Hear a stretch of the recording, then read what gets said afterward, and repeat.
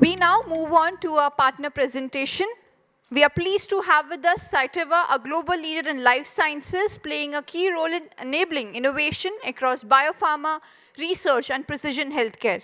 And to present this session, I would like to invite Mr. Jacob Chokka, Director and Market and Commercial Analytics at Cytiva.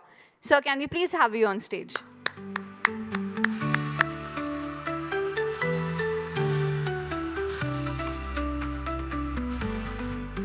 Thank you, Simran, for that introduction. I'm pleased to be here speaking to some of the elite group, brilliant minds, and respected dignitaries who are shaping the future of precision medicine in India. Let me start with a simple truth. Genomic medicine is no longer the future, it's the present. And in this present, India is not just catching up, it's building momentum. We at Cytiva say to our customers, your progress is our promise. And today, let's walk through this journey together, not just as a presentation, but as a story of innovation, investment, and impact. As we move forward, I would allow you to read the forward-looking statement. We made a reasonable assumptions for all the future statements, but we reserve the right to change as the future unfolds. Today, I'm going to cover 4 topics: transforming healthcare, the rise of genomic medicine, and we'll deep dive into 3 modalities: cell therapies, transforming cancer and beyond, harnessing viruses for therapeutic innovation, nucleic acid therapies and delivery system, which is the next frontier. The journey of genomic medicine began with a bold idea. What if we could reprogram the body to heal itself?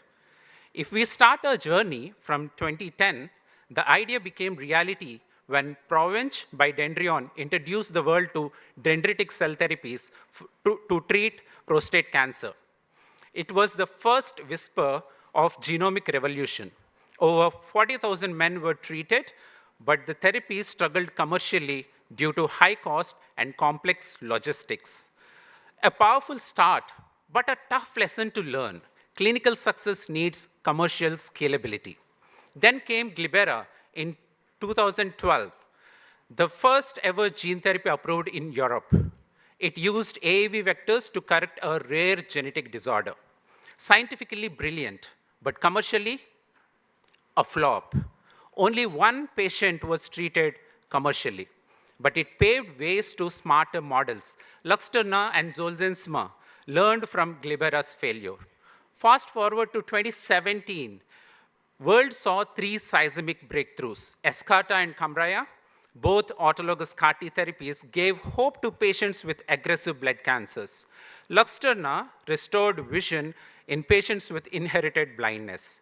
These weren't just approvals. These were proofs that genomic medicine can work and can scale as well. In 2021, Zolgensma, another AAV therapy, crossed $1 billion in sales treating spinal muscular atrophy, and Comirnaty became a household name with mRNA COVID-19 vaccine by Pfizer and BioNTech. In 2022, we have seen Escarta crossing $1 billion, solidifying CAR-T as a commercial success, and 23, Elevidys marked an AAV therapy for Duchenne muscular dystrophy, giving new hope to children and their families. In 24, 2 therapies marked major milestone: Embracevia by Moderna, an mRNA vaccine for RSV, and Lifilucel by Iovance, a TIL therapy treating solid tumors. And today, in 2025 and beyond, we enter into a new era with Casgevy, the world's first ever CRISPR-based therapy approved for sickle cell diseases and beta thalassemia. It's not just a scientific breakthrough. It's a commercial turning point of gene editing, one-time curative therapy that could redefine how we treat inherited blood disorders. Let me take a pause here and ask you a few questions. What was Moderna's increase in share price at its peak in 2021? Guesses? It's 25x. So the increase in share showing the world that genomic medicine isn't just innovation that's life-changing, it's also market shaping. And how many patients have been treated with CAR-T therapies so far? Any ballpark estimates? Can anybody shout?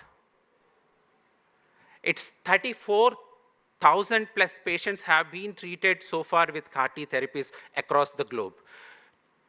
And how many genomic medicine drugs are being developed globally?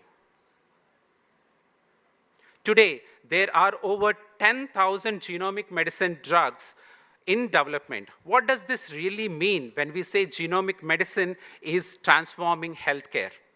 How big is the pipeline and where is the innovation coming from? Let me move forward. Genomic medicine are no longer a niche therapy. They are driving the innovation at a scale we have never seen before. Today, there are 10,000 drugs in development. To put that in perspective, everybody in this room and people watching on live, we know that monoclonal antibodies have dominated this space for a long time.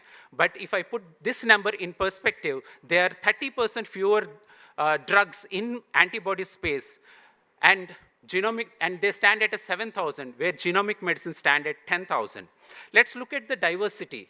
The inner circle represents the pipeline dominated by cell therapies, followed by nucleic acid therapeutics and viral vectors.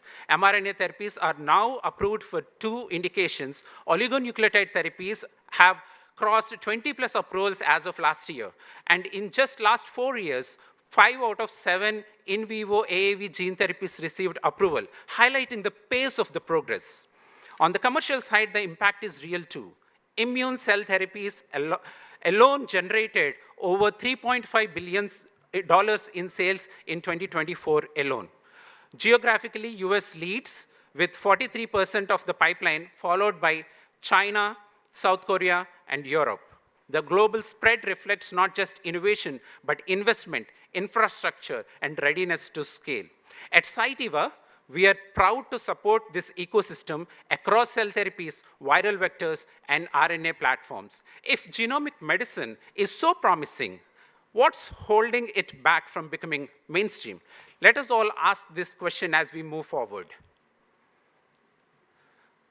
On this slide, you see the supporting forces to the industry and also risks to the industry. But the good news is genomic medicine have cleared many of the early hurdles. Today, genomic medicine is gaining traction as a standard of care with over 40 approved therapies across CAR-T, AAV, gene therapy, oligonucleotide, and mRNA platforms. India is making bold moves too.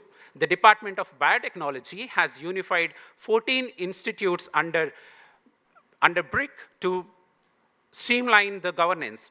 The national policy for rare diseases offer 50 lakh per patient for treatment, and we are seeing 17% CAGR in clinical trials and 19% growth in new developers, a clear sign of momentum. However, challenges remain. The biggest, as many of the dignitaries have said before, it's manufacturing cost and scalability. Autologous cell therapies and in vivo gene therapies are expensive and hard to scale. We all know that. So integration into clinical practice is also a complex thing. So we need standard protocols, reimbursement models, and provider training, which is still evolving in this region. And while India has a strong biotech ecosystem, we need to bridge the gap between innovation and access, especially in non-oncology indications. So I would like to say the runway is getting clear, but we still need to build aircrafts that can fly at scale. Let's now deep dive into cell therapies. Cell therapies are leading the charge in global therapy development. So if you see the chart, the top one shows us the distribution of gene-modified cell therapies, and the bottom one shows us the regional distribution of CAR-T therapies.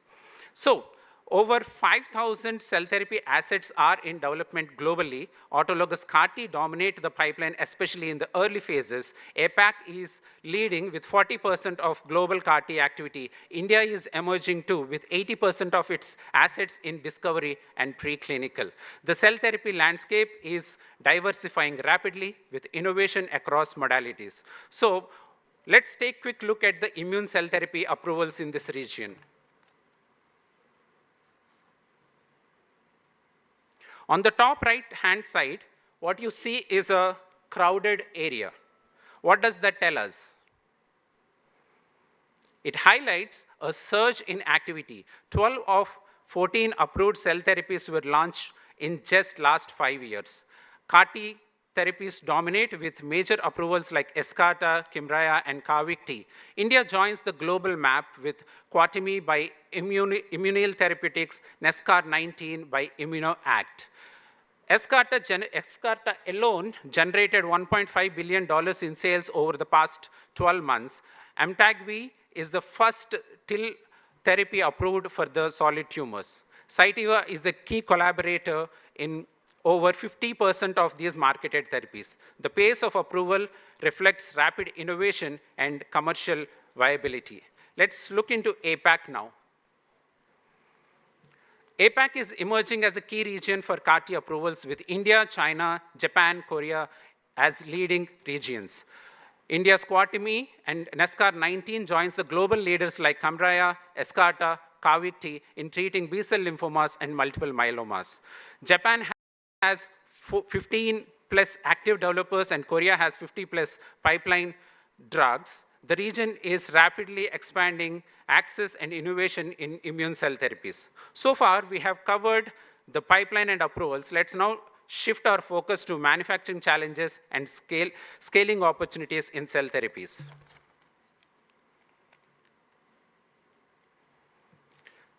Manufacturing challenges for cell therapies is very complex. Manual process lead to batch variability, scalability issues, and high cost. Patient-to-patient variability and labor-intensive workflows make consistency and potency hard to maintain. So this calls us for automation. Scaling productions is tough with limited infrastructure and custom workflows. At Cytiva, we engaged with over 150 customers and found strong momentum towards automation. 51% of the customers already use modular systems, 90% plan to adopt them in the upcoming 3 years. End-to-end automation is gaining traction with 57% planning to implement it very soon. Manual processes are phasing out, only 3% intend to continue using them in the future. So automation is ranked as the top priority by 54% in the short term and 57% in the long term. The message is clear. Automation is the key to scale cell therapies efficiently and affordably. So let's now move on to viral vectors. The industry has clearly segmented viral vectors into two groups. AAVs for for in vivo therapies and lentiviruses for ex vivo applications. In vivo AAV gene therapies is booming with 50% CAGR in trials over the last 4 years. Ex vivo lentivirus therapies remain the market leader despite emerging alternatives. Oncolytic viruses and bacteriophages are also gaining traction, showing double-digit growth. Let's quickly move on to the approvals in this region.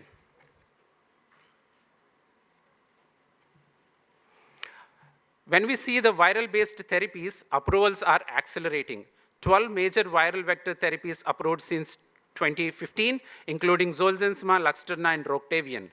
AAV therapies are leading the charge with no signs of slowing down. Customer sentiment is bullish. Over 50% reported increased investment in viral vector therapies from 23 to 24. Key areas of investment include new vectors, manufacturing infrastructure, and outsourced production. Only 1 in 10 customers expect a reduced investment. A quick disclaimer, this research is at a global scale, and none of these virus-based therapies have been approved in India. So let's quickly look at what's there in APAC for us. APAC has approved key therapies using AAVs and oncolytic viruses for conditions like SMA and DMD and glioma, amongst many others. Notable drugs include Zolgensma, Luxturna, Elevidys, and so on. India has no locally manufactured therapy, viral vector-based therapies, despite high disease burden. So this high prevalence, limited treatment options, and lack of India-based manufacturing units create a great opportunity for viral vector therapies in India. Let's now quickly look at some of the challenges that we have. Manufacturing challenges persist. Yes, it's viral vector-based therapies. Scaling up, batch consistency, cost effectiveness, and are the top concerns. Most customers report suboptimal processes, with only 8% saying everything works well. And that number in Asia comes down to just 4%. To address this, 38% plan to increase outsourcing to CDMOs in the next 2 to 3 years. There is a growing interest in stable producer cell lines, currently underused, but 25% customers plan to adopt them very soon. So automation and outsourcing are the key themes in this region. Let's now turn our focus into nucleic acid therapeutics. The RNA pipeline is fast evolving too, with 3,000 therapies across mRNA, oligonucleotides, guide RNA. Let's dive into mRNA. 80% of the mRNA therapies are still in preclinical, with great momentum building up. Focus is shifting towards what is beyond COVID-19, RSVs, influenza, cancer vaccines. These are gaining traction. US-led trials, there are 379 mRNA assets and 44% growth, while India showing plus 41% CAGR driven by non-COVID indications. The landscape is evolving rapidly with diverse modalities and global participation. So what do we have next?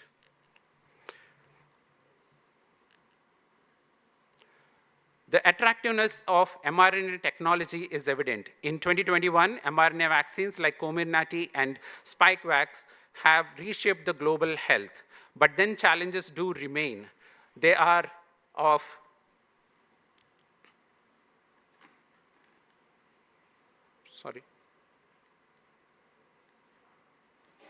The challenges are instability, impurity, efficacy, which are still evolving. The future is promising. mRNA is evolving fast with oncology and personalized vaccines on the horizon. Let's now move on to oligonucleotides. Peptides have scaled. 123 developers, 336 assets with strong momentum. However, the growth curve is flattening. The space is mature and increasingly saturated.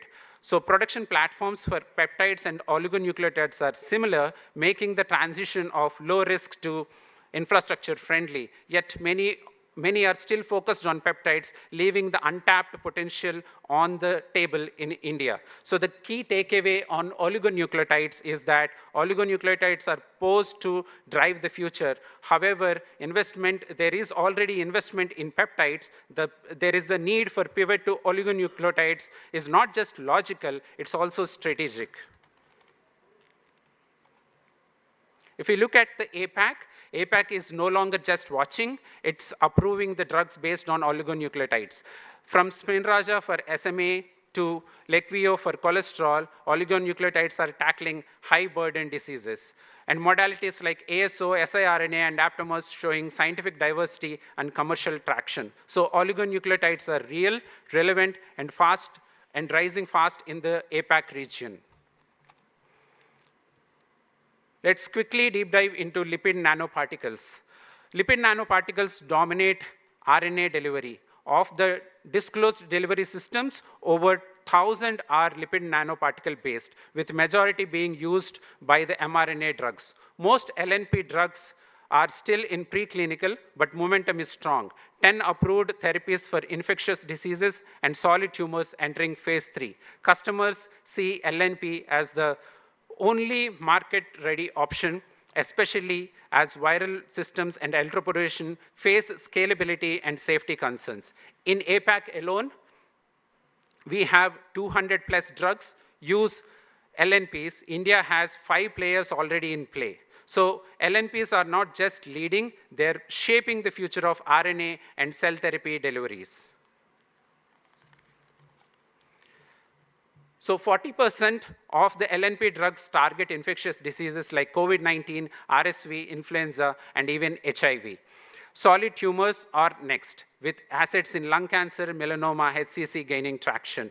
The pipeline is maturing over 60 drugs in phase 2 and 3, showing real commercial potential.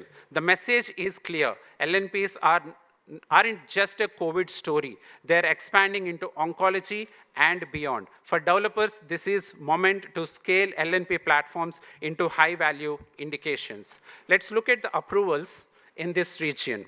So LNPs are powering mRNA, saRNA vaccines across APAC. So we have a range of drugs. And beyond COVID, Spinraza, Remdesivir showing LNPs expanding into RSV and genetic disorders. So we have seen a great momentum. Let me conclude with few concluding statements. Genomic medicine is not just a scientific revolution. It's a transformation in human health. And the speakers who spoke before me, they all have moved my heart. Because there is a patient at the end of this value chain, and we need to keep that patient in our mind. So it's not just about curing the incurable, reaching the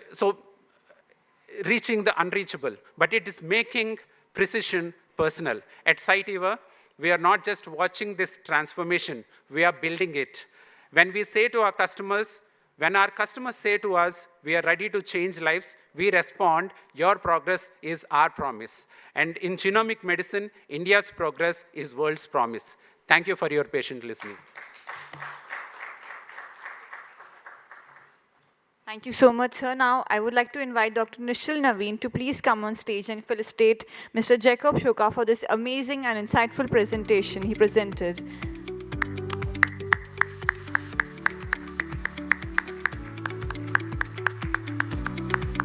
Let's have a round of applause.